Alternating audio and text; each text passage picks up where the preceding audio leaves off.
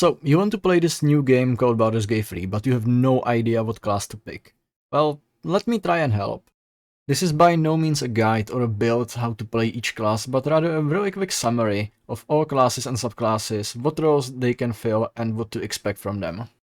Barbarian. Do you like smashing things really hard, screaming and not taking any damage? Well, that's basically Barbarian. Amazing frontline and damage dealer that uses rage to shrug off most of the damage and hit really hard. And to add to the cool stuff, they don't even wear armor. They just invite you to hit them and watch how it does nothing. For the subclasses you can choose Wild Heart, Berserk or Wild Magic. With Wild Heart, you form a bond with nature and you can choose a spirit animal that then affects your rage in different ways. For example, Bear Heart gives you a resistance to all damage types except Psychic. Berserk, well, what to say about this? You can rage even ragier than you ever raged. As a bonus action you can make a frenzied strike that does a lot of damage. And Wild Magic. Do you like randomness in your class? Well, look no further, because now every time you rage, some crazy stuff happens. I'm not going to spoil and list all the things that happen, but most of them are cool. Bards. Bards are an amazing support class. They are basically jack of all trades. They can cast spells, buff allies, talk their way out of any situation, and with their bardic inspiration, they can make the rest of your group shine. Also, they can shame and insult enemies to death. Yep, I am not kidding, their words are so powerful that they can insult someone and they just die. For subclasses, there is College of Lore, College of Valor, and College of Swords. College of Lore. Now, not only you can buff your allies with your inspirations, so they can hit stuff easier, but you can also distract enemies so they miss. There is nothing better than saving your companion by yelling at his opponent that you can smell him even from that far.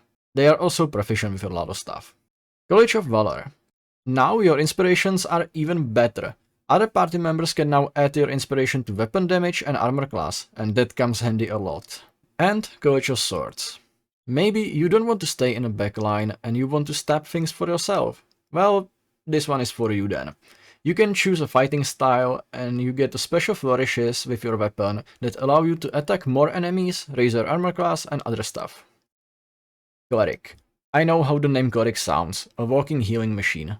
And well, yes, they can be played that way, but when you look at it more in depth, Clerics can deal some crazy amounts of damage as well.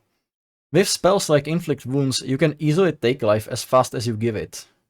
You will find most clerics in heavy armor standing in the middle of battlefield, either completely destroying their opponents or saving their allies. You can choose from Life, Light, Trickery, Knowledge, Nature, Tempest and War Domain. Wow, that's a lot, so let's go through them quickly. Life Domain. I think that's a bit self-explanatory. You heal good. You get access to spells like Cure Wounds and Blast really fast, and every time you heal someone, they heal even more. Light. You can cast Light Cantrip, get spells that can easily negate invisibility and deal damage to multiple enemies, and you get Warding Flare, with which you can shield yourself and become harder to hit and also debuff enemies. Trickery. Do you want chaos? Well, here you go. You get spells that aim to manipulate and confuse, like Disguise Self and Charm Person, so you can mess with people. And you also can give your whole group advantage on stealth checks for all the shenanigans you want to do. Knowledge. You are a really smart cookie. You can become proficient with more stuff like history, religion, nature, arcana, and even double your bonus on them. Some cool spells you get are Command and my favorite, Hold Person. Nature. Let's be honest, you wanted to be a druid but God said no. You get to learn a druid cantrip, speak and befriend animals, and an ability to enhance your staff or club to do extra bonk damage. As you would expect, other spells are also nature-based, like Barkskin and Spike Grove. Tempest. You want to see your enemies struck down with lightning from heavens as they defy you? This is a domain for you. As a reaction, when someone tries to hit you, you can hit them back with the special lightning and thunder goodness. You also get spells like Thunder Wave, so you can shove everyone around like they are nothing. And finally, War Domain. You are not that fond of casting spells every turn. You want to get physical. You still get to use a lot of buff spells and other stuff, sure, but what you really want is to be able to attack more than once per turn, and that is exactly what this domain allows you to do. Druid. You want to call Mother Nature to strike your enemies down and then watch as they slowly turn into nutrition for the land they try to destroy. Druids can be played in different ways. You can turn into animals and smash your enemies up close and personal, or you can stay back and focus on casting spells of devastating magnitude. For subclasses, there is a Circle of the Land, Circle of the Moon, and Circle of the Spores. Circle of the Land. You want to stay back and cast spells. You are so connected with nature that you can regain your spell slots few times a day. You can still shapeshift into animals, but not exactly to ones that are made for combat, but more for exploring. Circle of the Moon. Should I make the bear joke? I mean, at this point, everyone made it, right? So, you can shapeshift into a bear and tear your enemies to pieces. You want to be center of attention in a combat. And later, you get other forms to shapeshift into, so you have even more ways to murder your enemies. Circle of the Spores. You are fascinated with death and Circle of Life. You want to watch your enemies being slowly enveloped with spores and fungus that saps their life away. And the best part? The spores you summon also protect you. You gain temporary hit points, so you are not exactly easy to kill. Fighter. You want to be master of all weapons. You want to defeat your opponents with pure skill and with the ability to attack them more than 20 times per turn. Sadly, you won't be attacking 20 times per turn, but I think 6 is also good. You can play Fighter as a melee with heavy armor or as ranged with light, or something in between, everything works. Fighter's defining ability is Action Surge, that basically gives you one more action in your turn. It might sound boring at first, but what if I tell you that as a fighter you can attack 2 times in your action? Now you see, you attack 2 times as your action, Action Surge, and you can attack 2 more times again. You can cut your enemies into tiny pieces before they can do anything. Fighter has 3 subclasses: Battle Master, Eldritch Knight, and Champion. Battle Master. Battle Master gives you access to special attacks that can, for example, give you or your allies advantage on next attack, or force your opponents to target you, or maybe just to deal some extra damage and push or trap your opponents. Eldritch Knight. You can learn few spells to add to your arsenal. And yes, Action Surge works on them as well, and the idea of that many magic missiles sounds really fun. Also, you can bind your weapon to you, and every time you throw it, it returns to you. And Champion. You get more chances on critical hits. Yep, that's it. You crit on 19 and 20. Don't get me wrong, it's good, and with some items and the fact that you can attack so many times per turn, it's just hard to hype it up. Monk. Weapons and armor is for idiots. All you need is your fists and maybe a long stick. You are fast and you can run circles around your opponent while pummeling them with strikes.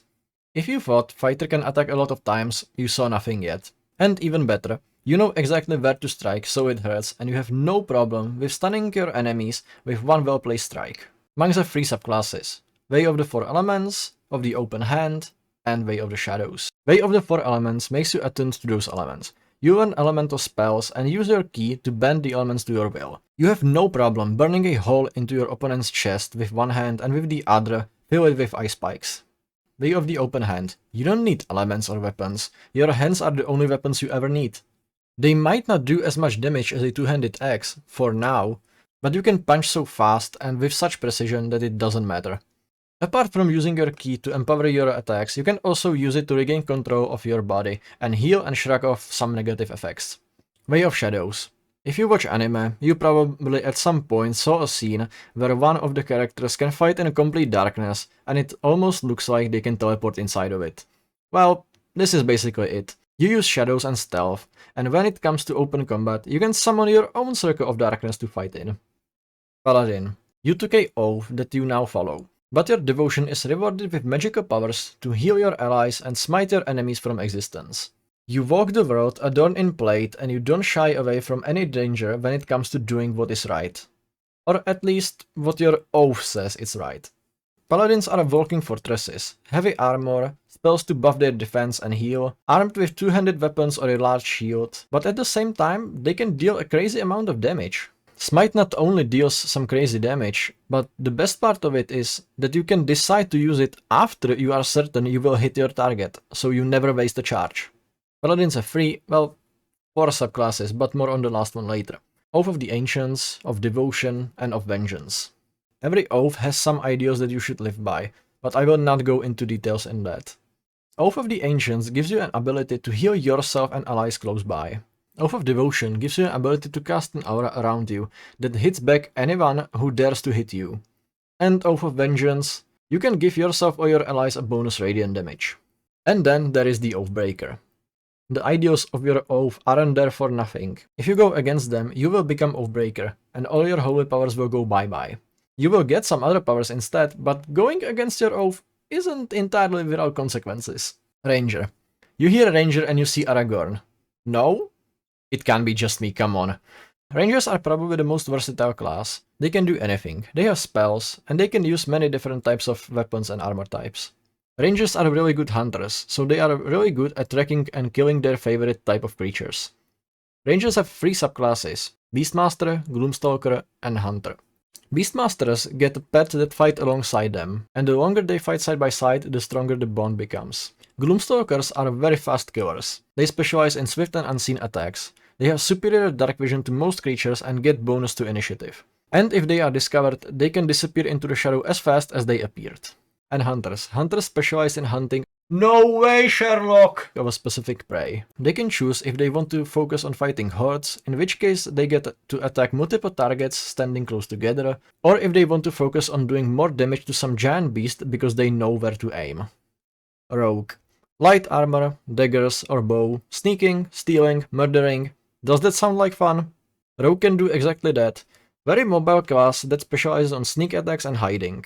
And also making you pretty rich by not exactly lawful means. One of the biggest rogue strengths comes from being able to do some things as a bonus action instead of action like other classes. For example, hide or dash. For subclasses you have Thief, Arcane Trickster and Assassin. Thief. You get another bonus action. Remember what I said like 8 seconds ago? Rogues can do a lot of stuff as a bonus action, and with this, you can do even more. Technically, you can dash 3 times in one round to cover some crazy distance. You can double dash and hide to quickly move and prepare to strike. And you are also resistant to falling damage. Arcane Trickster. What can be more annoying to fight than a really fast mobile opponent that can hide as soon as you lose him for even a second? Same opponent, but they also can cast spells. Arcane Tricksters get access to illusions, charms, and of course some offensive spells. And sneak attacks apply to those offensive spells too. And Assassin. Want to deal even more damage to completely oblivious enemies? Well, how about having an advantage on attack rolls against anyone who haven't taken their turn yet? Or maybe automatic crits on surprised enemies? Long story short, if you catch anyone off guard, they are gone before they even know what hit them. I guarantee that. Sorcerers. You want magic, but you don't want to study or devote yourself to God or some other sketchy entity. How about just being born with it? With choosing your subclass, you also choose the source of your magic, but more on that later. Sorcerers don't get to learn a lot of spells, but they have meta magic, and that is where things go a bit crazy. Meta magic can alter how spells work. For example, this spell can only target one creature. Meta magic. I want to cast more spells per round. Meta magic. This spell requires somatic component, but I'm silenced. Meta magic. And if this isn't enough to show you how cool this class is, let's just say 2 fireballs per round? What else do you need? For subclasses, there is Wild Magic, Draconic Bloodline, and Storm Sorcery. Wild Magic is similar to what we talked with Barbarian. You like randomness? Well, here you go. How about turning yourself into a sheep after you cast a spell? Or set fire to everyone around you? Draconic Bloodline. If you choose Draconic Bloodline, parts of your body are covered with scales and you have higher armor class. And you also get one more spell based on what dragon you choose. And Storm Sorcery, after you cast a spell, as a bonus action, you can fly. Warlock. You wanted power so much, you chose to enter a pact with unknown entity. You got your powers, yes, but what does it cost in return? Warlocks are casters with really limited amount of spells they can use per combat, or rather per short rest. You don't get a lot of spells to play with, but you can recover them on a short rest.